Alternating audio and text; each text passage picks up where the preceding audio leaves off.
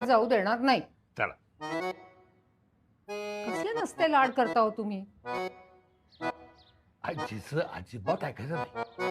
आपण गणपती बघायला जायचं म्हणजे जायचं. ओके. चला.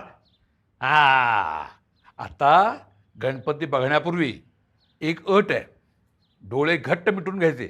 मिटा. 1 2 3.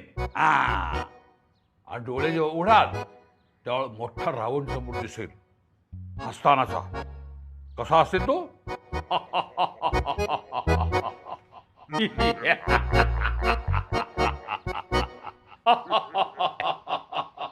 हे बघा कुंभकर्ण, रावणाचा भाऊ. झोप अतिशय प्रिय.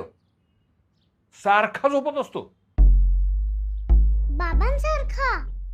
हा, घरात गणपती आले याची सुद्धा कल्पना नाही त्यांना.